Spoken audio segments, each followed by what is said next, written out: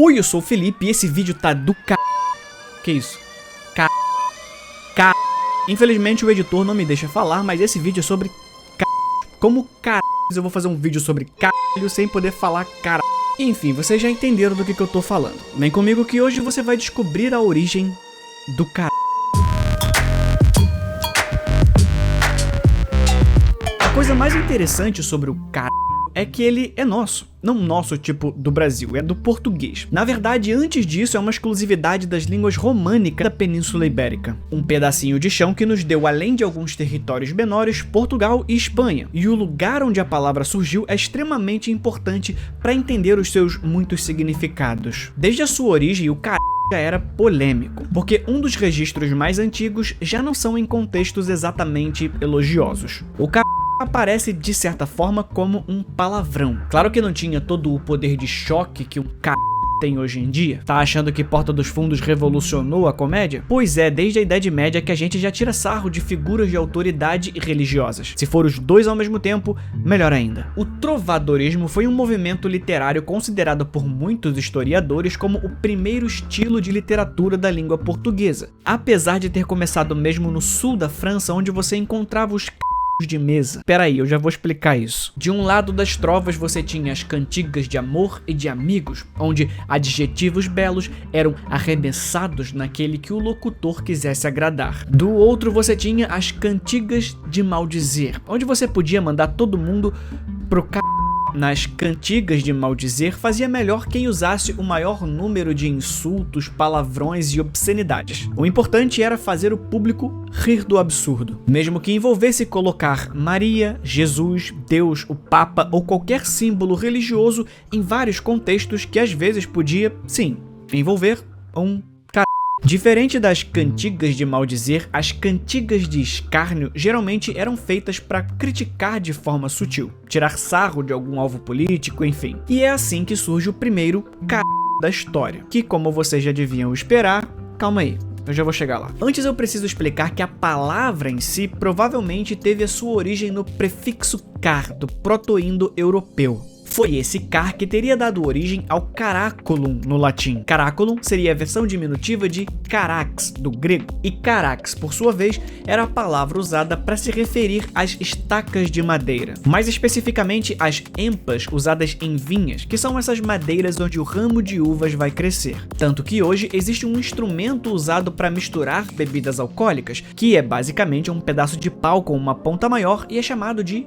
caralhinho. Assim, o caraculum, que seria um termo genérico para pedaço de pau, compartilharia a raiz etimológica com caráter, por exemplo, que era o ferro usado para marcar o gado. O caráter, assim como o caralho, seria aquilo que te marca e te identifica. Resumindo, quem você é de verdade. Mas isso é apenas uma possibilidade. É impossível dizer de onde surgiu o caralho mesmo. Teve até um historiador americano que jurava que o caralho era brasileiro. Segundo ele, o padre José de Anchieta evangelizou um povo indígena que se chamavam de carajos. E mais tarde, Dom Martín Sarmiento registrou que alguns peixes eram chamados de caralho. O que é interessante porque nessa época, ainda na Península Ibérica, havia uma prática conhecida como marinum pudendo, que era basicamente o ato de chamar os animais do mar por nomes obscenos. É por isso que o mexilhão era chamado de cona, a mesma palavra usada para a esposa do a famosa xeré. Mas é possível que esse car que eu citei tenha surgido como um prefixo para indicar rigidez, e por essa razão teria sido usado originalmente para se referir a pedras, rochas. E é aqui que o registro mais antigo de um começa a fazer sentido.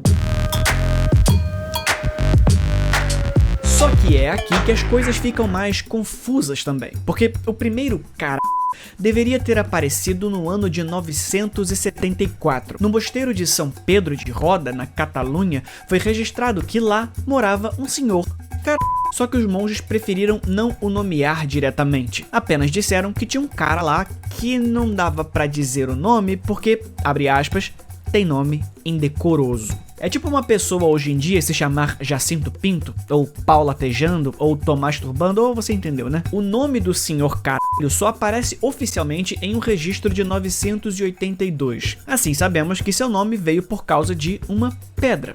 Na verdade, por causa de um monte delas. Eu já fiz um vídeo aqui no canal onde falei sobre a origem dos sobrenomes, e tem um outro também que é só para explicar a origem da linhagem dos Silva. Nesses dois vídeos eu expliquei como parte dos sobrenomes são toponímicos, ou seja, eles vêm do lugar onde a pessoa nasceu. Rios, para quem morava perto de rios, Castro, para quem morava em região de castelos e fortalezas, Flores, para quem morava em região com flores exuberantes, Costa, para quem morava perto da costa, e Bom, o do Sr.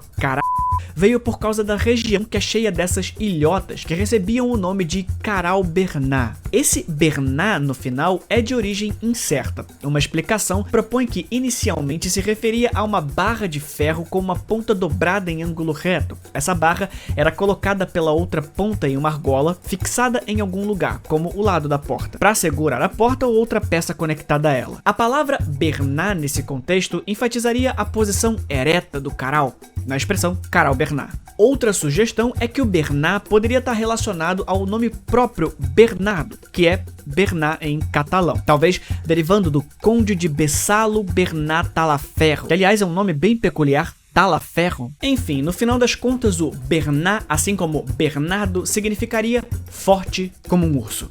Então os homens olhavam para aquelas pedras e falavam: minha nossa, isso parece um caralho forte como um urso. Eu sei que olhar para o passado é lindo, mas às vezes as coisas são mais bobas do que a gente imagina. Tanto que o povo que vive por lá hoje já matou o caralho tem muito tempo e chamam essas pedras enormes de Caval Bernat. Mas sabe o que é do caralho mesmo? O meu livro, 3 Pesadelos, apresenta pesadelos. E sabe quantos? 3. Parece simples, mas não é. São 3 histórias de terror que exploram alguns dilemas filosóficos. Tem gente discutindo limites da tortura, gente acordando dentro de um caixão e até gente encontrando um pesadelo vivo dentro do metrô. Mas para você entender, vai ter que ler. O link tá aqui embaixo no comentário fixado. E se já leu, não esquece de deixar sua resenha lá, falou? Mas de volta ao vídeo. Na prática, não dá para saber o que veio primeiro, o pênis ou o pedra. O que se sabe é que provavelmente um nomeou o outro. A coisa que sabemos com mais certeza é que esse prefixo car rapidamente passou da rigidez da madeira para ser usado para criar palavras que descrevem coisas ou lugares que poderiam ser associados com um pênis ereto, devido ao seu formato fálico. Inclusive, existe uma lenda urbana de que o surgiu no alto da Gávea. Não essa Gávea, mas essa Gávea. Gávea é um nome dado na engenharia naval para esse tipo de mastro com 2 armações para você estender a vela. Era comum algum pobre coitado ficar lá em cima dentro de um cesto fazendo monitoramento do horizonte. Obviamente, uma tarefa não muito agradável. Alguns acreditam que assim surgiu a expressão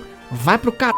Na verdade, o uso do caralho nas embarcações tinha mais a ver com essa coisa do pedaço de pau comprido. Até porque, como dizia nosso grande sambista Marco Puinha, desde os tempos mais primórdios, o caralho tá aí. O que nos leva de volta pro começo com o movimento das trovas, os insultos, os jogos de poder e o caralho é 4.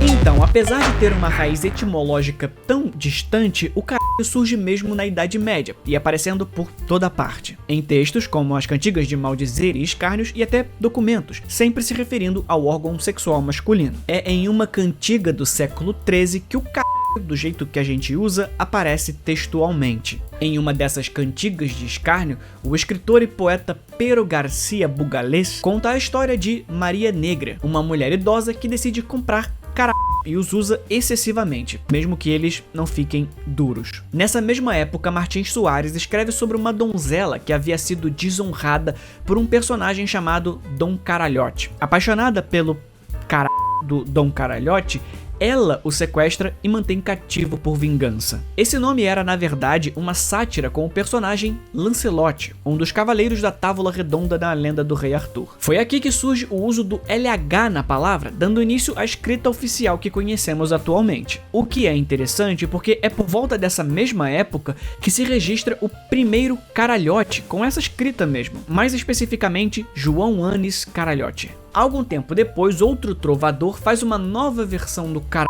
Fernand Esquiot vai tirar sarro de um frade da época. Lembra que eu falei sobre zoar a Igreja Católica? Que já tinha feito um monte de filhos por aí. Para Fernand, esse frei era escaralhado, entendeu? É esse mesmo Fernand Esquiot que faz o registro de franceses, que haviam sido dados a uma dona abadesa. Os brinquedinhos adultos para mulheres estavam bombando na França nessa época. Mesmo assim, o termo foi registrado em documentos oficiais e correspondências, muitas vezes em contextos não relacionados ao sexo. Era apenas um sinônimo comumente usado. O caralho só vai ser levado a sério muito tempo depois, tanto que em 1545 a Igreja Católica mata o caralho. Foi nesse ano que o Papa deu início ao Concílio de Trento para criar o que ficaria conhecida como a Contra-Reforma. A ideia era reformar e revitalizar a Igreja Católica, fortalecendo as suas instituições e combatendo as críticas e a disseminação do protestantismo, já que um tal de Martinho Lutero tinha causado um rebuliço uns 30 anos antes. Diante das crescentes divergências teológicas e da insatisfação do povo com as práticas eclesiásticas, a Igreja adotou medidas como a reafirmação da autoridade papal, a formação de ordens religiosas como a Companhia de Jesus, os famosos jesuítas, para promover a educação e a propaganda católicas, além da revisão e reforço da disciplina clerical. A Contra-Reforma visava preservar a unidade da fé católica e reconquistar a confiança dos fiéis, tentando sobreviver em meio às mudanças religiosas e sociais da época. Parte disso envolvia, claro, reafirmar o poder da igreja de dizer o que era bom e o que não era, não apenas no comportamento, mas também nas falas. Durou de 1545 até 1563, mas foi já nos 3 primeiros anos que foram emitidos decretos disciplinares que incluíam palavras e ideias perigosas demais. Depois dessa reformulação, o vai para o baú das palavrinhas feias. A verdade é que a Igreja Católica não forçava essa censura como se o ato de falar